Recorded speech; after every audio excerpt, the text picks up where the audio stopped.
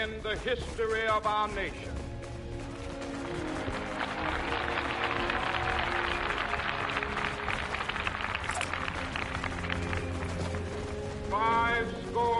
Years ago,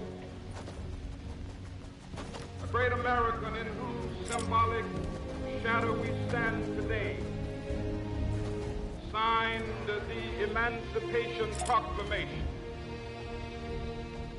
This momentous decree came as a great beacon light of hope to millions of Negro slaves who had been seared in the flames of withering injustice.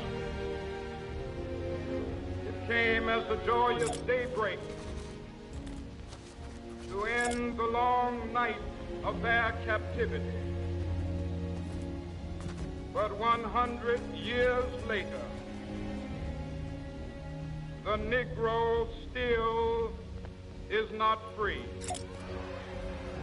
100 years later, the life of the Negro is still sadly crippled by the manacles of segregation and the chains of discrimination.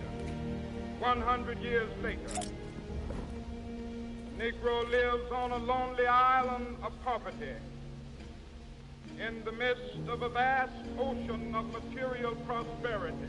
100 years later,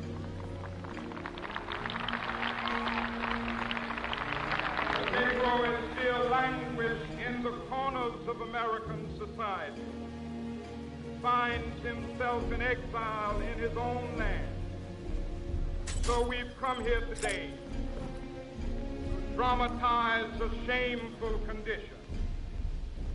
In a sense, we've come to our nation's capital to cash a check.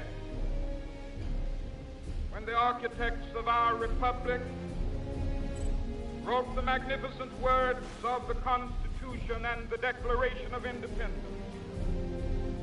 they were signing a promissory note to which every American was to fall heir. This note was a promise that all men, yes, black men as well as white men, would be guaranteed the unalienable rights of life, liberty, and the pursuit of happiness. It is obvious today that America has defaulted on this promissory note insofar as her citizens of color are concerned. Instead of honoring this sacred obligation, America has given the Negro people a bad check, a check which has come back marked insufficient funds.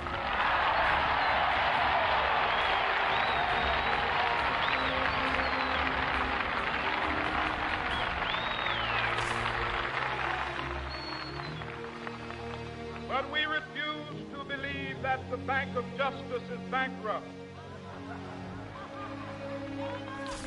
We refuse to believe that there are insufficient funds in the great vaults of opportunity of this nation. So we've come to cash this check, a check that will give us upon demand the riches of freedom and the security of justice.